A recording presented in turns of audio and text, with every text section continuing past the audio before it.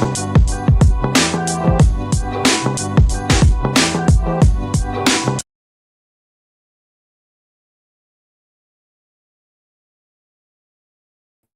right, you guys, I am here trying to keep my small peoples together and also let you know we are here with day 2 of the literacy reset. I'm excited. I hope that you and yours are well. And let us get ahead into this.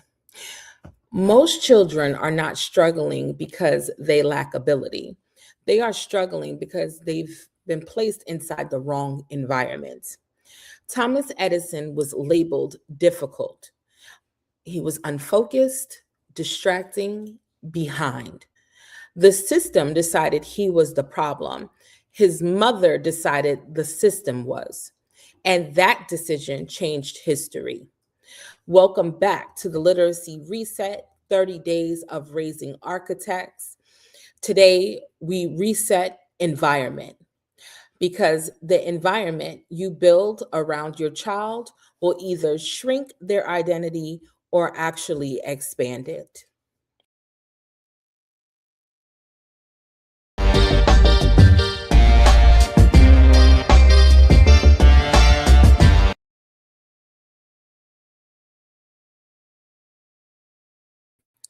Let me get this presentation up for you guys to see. And it's coming now, right? All right. Let's go ahead and jump into this. So, today's person is Thomas Edison. Hold on, you guys. Thomas Edison attended school briefly as a young child. Within months, his teacher reportedly described him as addled, right? She also described him as slow, confused, not capable. Imagine someone telling you that about your child with no solutions. Imagine being 8 years old and the system has already decided who you are. His mother, Nancy Edison, refused that label. She removed him from school. She educated him at home. She gave him access to books. She encouraged experiments. She nurtured his curiosity. He wasn't forced into uniform pacing. He wasn't compared constantly. He wasn't boxed into one method of learning. Instead, he was given space. And in that space, he built over 1,000 patents. Now, here's the reset. Edison wasn't suddenly intelligent at 25. However, he was protected at age 8. That for me hits so heavy.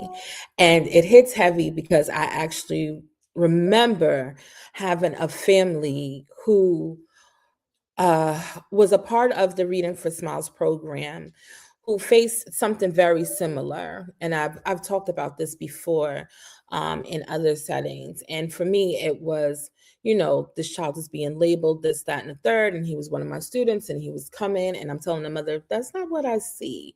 Let alone do I not have some of the same concerns on issues that the main teacher is saying that she has, right?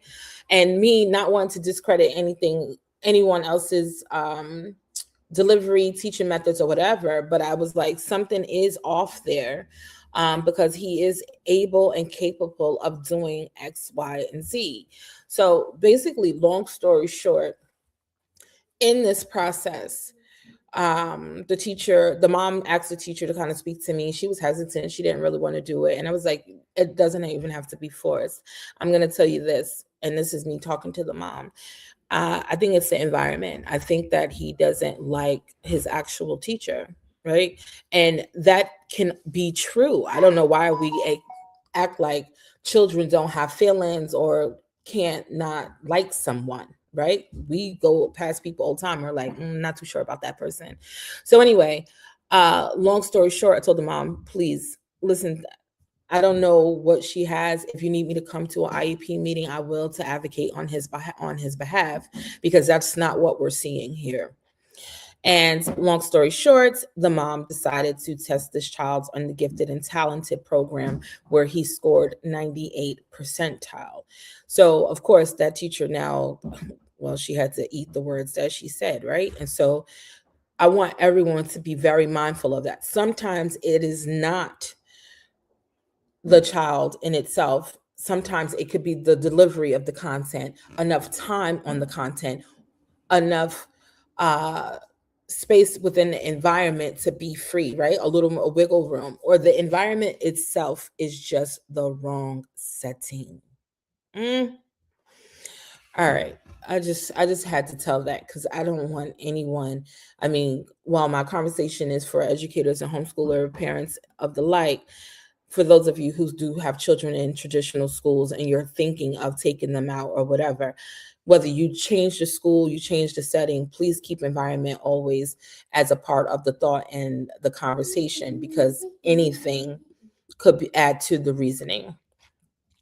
So let's get into the design principle behind this, right? So environment determines intellectual identity. Children internalize what their environment reflects back to them. If the environment says you are behind, they believe it.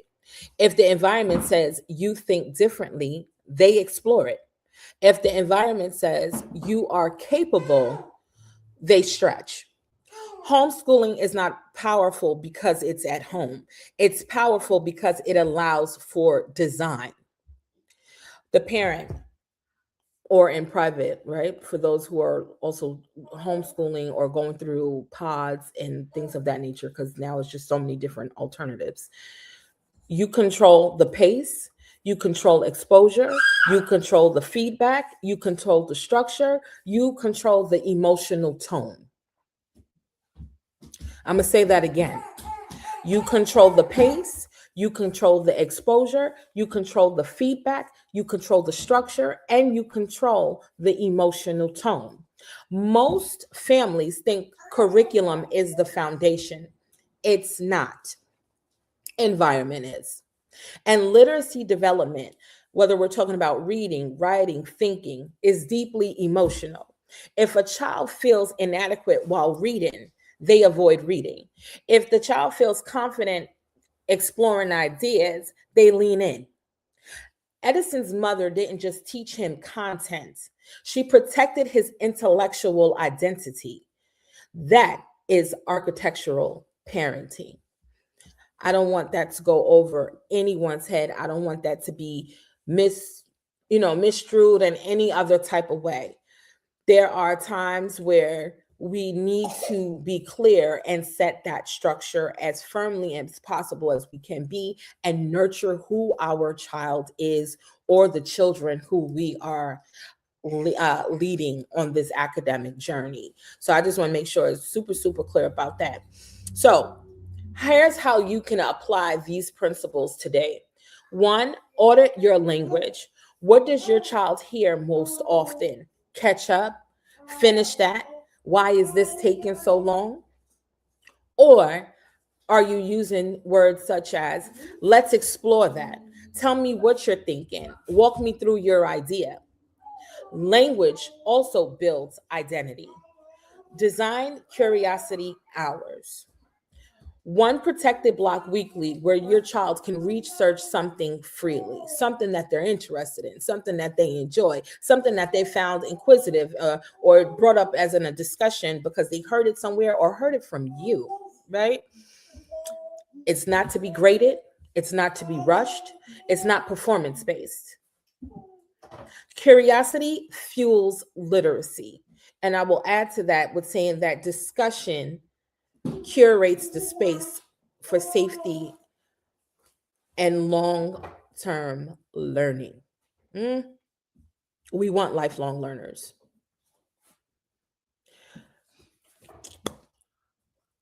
I don't want to lose my train of thought, but how often are we positioning our classrooms, our homeschool, our day-to-day activities with our children where we are just having open discussions? Those open discussions add to the environment. Now, granted, I do feel like there needs to be parameters, right? There's some things that for me is just adult centered and only needs to be around for adults. It's not child friendly content. However, if they do have questions and it's within your realm of answering and it's, safe to answer, appropriate to answer, then I would say help cultivate that, become that safe space. I would also add to that, if we are looking and being honest, some of the best times I can remember in the classroom is when we had open discussion. We're learning something completely new, and I'm saying, well, what do you guys think about that? What if this happened? What didn't happen? One of the best, and thinking of the political things that we have going on now, is my students sat there and was like, well, what happens if no one voted? What would happen here in America? I said, oh, that's a deep thought question. I was like, I don't know, right? Either the people would lean in and try to vote for other people that they really thought could lead this government, or they would throw out this government and want something completely new because of all of the things that have been occurring. Deep thought questions. And this was definitely my fourth and fifth graders who were asking this. And so when we allow them that type of space, we give them the freedom to ask questions, to not be scared, to want to research, to look into further things. That's how we expand our knowledge, our resource base, as well as, my favorite thing is, build vocabulary. And so now let me get back into it, right? And so research builds vocabulary, exploration builds comprehension, and discussion builds articulation. Are we designing curiosity hours for those we are leading in their academic journey or guiding in their academic journey? Next, I would say separate ability from pacing. If your child reads slower than another child, that does not mean they think slower. Architects don't confuse timeline with capacity. I'm going to say that again. Architects don't confuse timeline with capacity. Anyone who knows me knows I'm very huge on bigging up stamina and having children have the mindset of, okay, if I don't get this right, I can try again. If I don't get this correct, let me do it again. This is a safe space. And something that I always said to my students is, if we don't know, we can look it up. And when I'm grading their work, hey, guess what? Do I have your permission to be honest with you? And they're like, they would pause. Yeah. Okay. Yeah. I want you to be honest with me, Miss Robinson. Okay. Let me tell you, this here was not good. And let me tell you why it wasn't good. This here was excellent. Let me tell you why it was excellent. And it reframed their mind on being able and open to come to me with things. You know how many essays I ever had to read that wasn't even a part of my program, but I'm like, okay, let me see it. It built trust. And trust is also a part of the environment. And in that case, we need that. Our children need to feel safe during the journey. And as you see, I have my little one here. Then we have to build emotional safety around literacy. If reading feels like pressure, it becomes avoidance. If writing feels like punishment, it becomes resistance. So what you design is always going to matter. The difference between reactive homeschooling and architectural homeschooling is this. Reactive homeschooling reacts to struggle. Architectural homeschooling redesigns the environment. If you're in the classroom setting, then you too are looking at what's the tone of the environment. How have you set this? Are the kids just there listening to you for every bit and call? Do they have voice? Do you structure it for them to have voice? Do they have choices throughout the day? And then so what are those choices? And please believe you can help control what some of those choices are. right? That's something that I've talked about in many, many meetings over the years. You are not just teaching subjects, you are also shaping identity, and identity determines the outcome. Edison did not succeed despite homeschooling. He succeeded because someone redesigned his environment before the system could define who he was going to be. And so, I feel like it's something that has to be said. And I want to cultivate more environments like this. And so I am creating the school SKOOL, right? Community, but my branch is the offer as Homeschool Studio, where we can have these type of discussions, be literacy centered, share strategies, share input, as well as other resources, so that you can feel comfortable and confident being your child's educational architect. It's imperative. Even when you are looking at curriculums and or other learning programs, I was a feeder for many great programs in New York City. People reached out to me understanding like, oh, you know what? If they went to that program, I know that she covers some of these things. They would be a great asset to this next following step.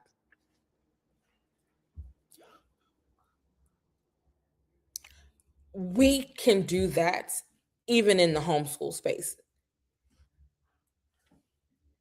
We have to create these environments where these babies feel heard, safe, and can fall apart and get back up. Because like I said, I'm huge on stamina. And sometimes well, don't worry, and you don't have to do it. I'm not passive about anything in that regard. Not when it comes to their learning. So that's my style. Whatever your style is your style. But for me, we're not going to be passive about it. We may need to take a break. We may need to revisit. We may need to do it a little longer. But I have to cultivate the environment where you can do those things, right? And so starting tomorrow, that school community will actually be open. The first 100 families that join me, you will be locked in at a set price of $5, because for me, it's about growing the community. And at that rate is very special to me. Let me just break that down to you. When I first started Reading for Smiles almost 16 years ago, that was the price. I started off at $3, but then I became the $5 lady, right? The $5 program. Why? Because I wanted children to have access to me, and income could not be a barrier. If I was going to make income a barrier, then I would be denying access to those who needed me the most. So it's unique for me. It's meaningful to me, but it will go up eventually down the line. But I am saying that for all of the newcomers, whenever you get this video, if you are within that first 100, yes, you are locked in at the $5 a month rate. I also have a roadmap intensive that I'm hosting. It is 4 weeks, and that is where the parents, all of us, come together and design what your child can learn, needs to learn, and all of the things, so that you can have your year mapped out.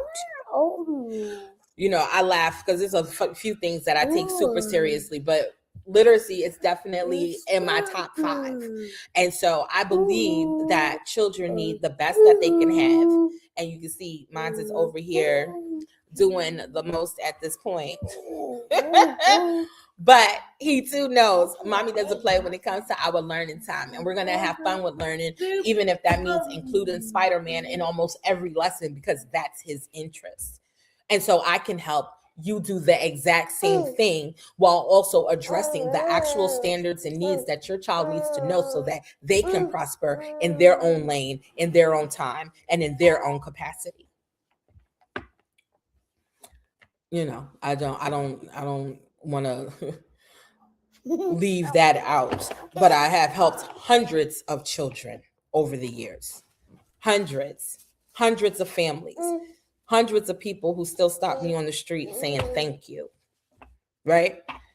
When people have tossed their child, oh, they're not doing this, they're not able to do that. And I said, sometimes they just need the support, right? So if today made you realize that you've been focusing heavily on curriculum, but not intentionally designing environments, that awareness is powerful. And so inside, again, I'm going to tell you again, the Homeschool Clarity Roadmap, we walk step by step through all of these things, right? Understanding your child's learning style, aligning with your state requirements, structuring your academic year intentionally, designing literacy as a strength, not a stressor. So you can stop reacting and start building. If you're ready to architect an environment that expands your child instead of shrinking them, the link will be below in all of the videos. It's not going to be present today because this is live and I told you we open up tomorrow, but I will put the link back because, as YouTube content lives forever. But connect with me. Connect with me. And if you have questions, ask them. That's what this is for, and that's what this is about. And that, ladies and gentlemen, is today's Literacy Reset. I'll see you in episode 3.